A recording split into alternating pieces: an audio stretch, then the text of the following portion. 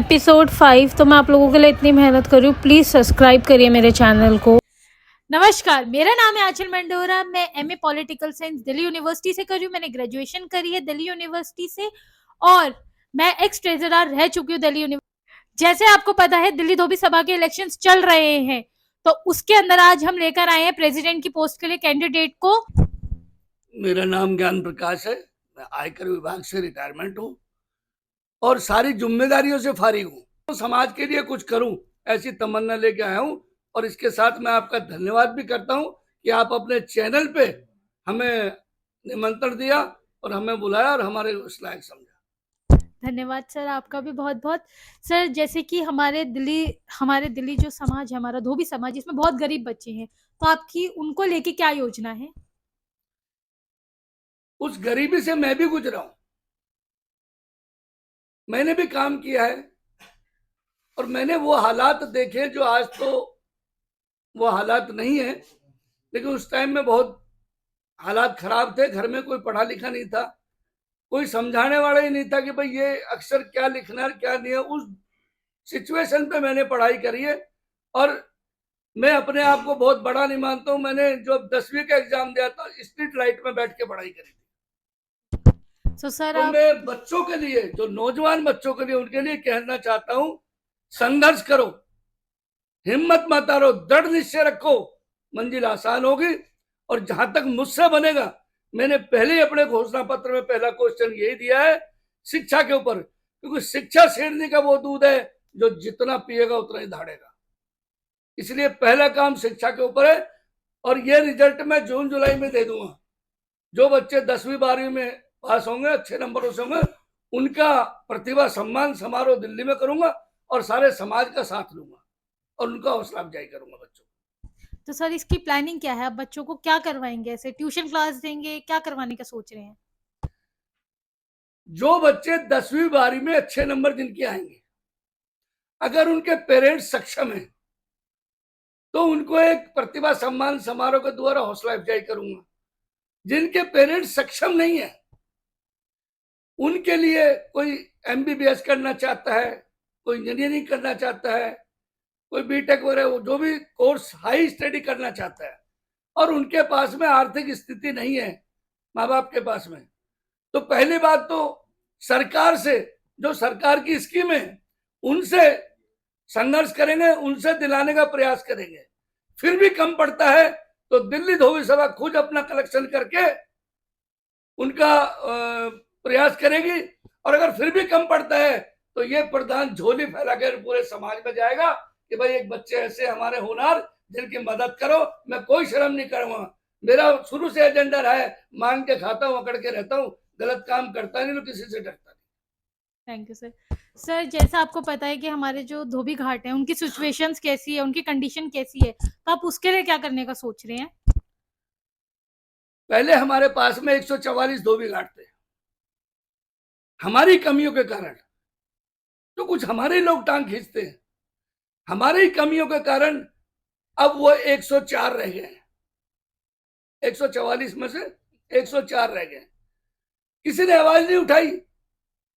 Team Murari जब आई थी 2015 में, उससे पहले किसी ने कोई आवाज नहीं उठाई। जब टीम मुरारी आई बनकर के, टीम की सक्षम टीम बनी, जिसमें हर तबके का आदमी लिया गया और उन्होंने हाई कोर्ट में रिट फाइल करी। आज हमारे वो जनरल सेक्रेटरी हमारे बीच में नहीं है, वो स्वर्ग में है।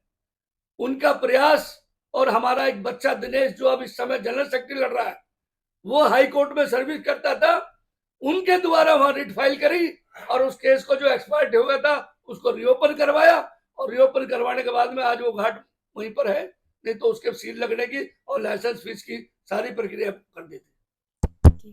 तो सर, आप ऐसी कौन सी चीज है, जैसे कि हमें पता है 2 पार्टियां खड़ी हो रही हैं, तो ऐसी कौन सी चीज है आपके मैनिफेस्टो में जो आपकी टीम को और आपको यूनिक बनाती है?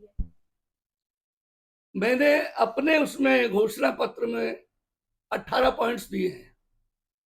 जहां तक मेरा हिसाब है, मैंने कोई नहीं छोड़ा। मैंने तीसरा जो पॉइंट, शिक्षा के अलावा दूसरा पॉइंट जो दिया वो यही दिया है, अगर समाज को उठाना है जो विधवा महिलाएं हैं, उनके बच्चे हैं, चाहे बेटा है चाहे बेटी है, अगर वो पढ़ना चाहते हैं तो दिल्ली धोबी सभा उनकी मदद करेगी। और अगर वो नौजवान हो गए और शादी, बेटी की शादी है, तो उसमें दिल्ली धोबी सभा का कार्य ये रहेगा कि वो रिश्ता खुद करें। लेकिन जब रिश्ता हो जाए तो एक डेट निश्चित करके रामदेव मंदिर लोधी रोड पे आए, जहां का कि मैं उप प्रधान हूं, वहां पर दिल्ली धोबी सभा के द्वारा उसका टेंट खाने का पूरा खर्चा दिल्ली धोबी सभा करेगी और उसकी शादी कन्या की कराने का प्रयास करेगी। सर ये तो बहुत ज़्यादा यूनिक और अच्छा हो गया है। तो सर जैसे आपको पता है कि आजकल कुछ लोग बोल रहे हैं कि हमने अपना प्रधान चुन लिया है, तो आपका उस पे क्या राय है? प्रधान चुन लिया, सर बोला जा रहा है ये। टीम मुरारी के आने से पहले ऐसा ही होता था। 10 आदमी छत पे बैठ गए, 2 माला उसने डाली, 2 माला उसने डाल दी, 2 प्रधान में सेक्रेटरी, जय जवान जय किसान नारा लगा अपना चल पड़े। किया कुछ नहीं। खाली प्रधान बनने से थोड़ी कुछ होता है, जमीन पे कुछ करके दिखाओ ना। और उन्होंने सिर्फ थड़े की बात करते हैं।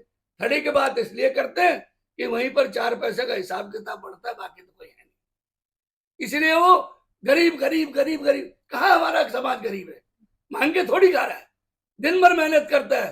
44 डिग्री टेम्परेचर में 2 किलो कोयले अपनी आग के जला करके अपनी छाती के सामने रखता है और चोटी का पसीना एड़ी पे आता है। मेहनत का हमारा समाज है, जिसको वो गरीब गरीब करके नाजायज फायदा उठाते हैं। नेता को बुला लिया, 100 रुपए का चंदा इकट्ठा कर लिया, 5 किलो लड्डू मंगवा लिए, 2 माला नेता को पहने, 2 खुद ने पहन ली, लड्डू बंटवाए, बाकी पैसे जेब में रख के चल पड़े। यही उनका काम रहा है। लेकिन जब से टीम मुरारी आई, टीम मुरारी ने चंदे के धंधे की राजनीति बंद करी, पहला काम। दूसरा काम, जो समाज में पंचायत में कुरीतियां होती थी, किसी बहन बेटी का फैसला होता था तो पहले ही बोल देते हांडी और डांडी ले आइयो भाई, तो भी समाज आ रहा, सब समझता है उसका मतलब। आप पढ़े लिखे बच्चे हो, आपका नहीं मानो, लेकिन समाज सब समझता है इसका मतलब। उनका शोषण किया जाता था। तो जब से टीम मुरारी आई, उसने ये सबसे पहला काम किया, कोई किसी के घर नहीं जाएगा, न लड़के वाले के घर न लड़की वाले के घर। दरी पे फैसला होगा पंचकी पे।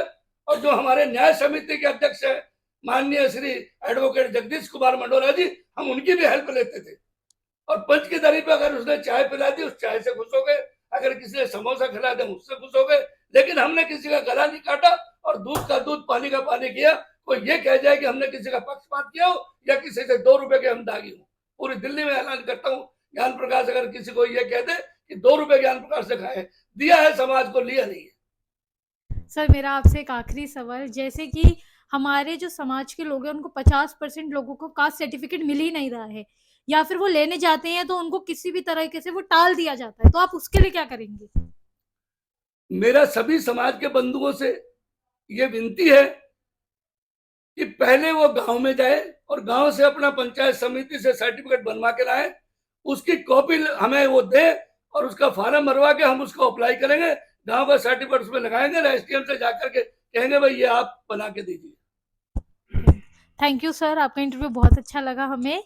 तो यहीं पे हम खत्म करते हैं, अब मिलते हैं नेक्स्ट कैंडिडेट के साथ नेक्स्ट इंटरव्यू में। चैनल को लाइक करें, सब्सक्राइब करें, कमेंट करें और आपके जो प्रश्न है वो भी लिखें, हम आपको बताएंगे। Thank you so much. धन्यवाद। Thank you sir.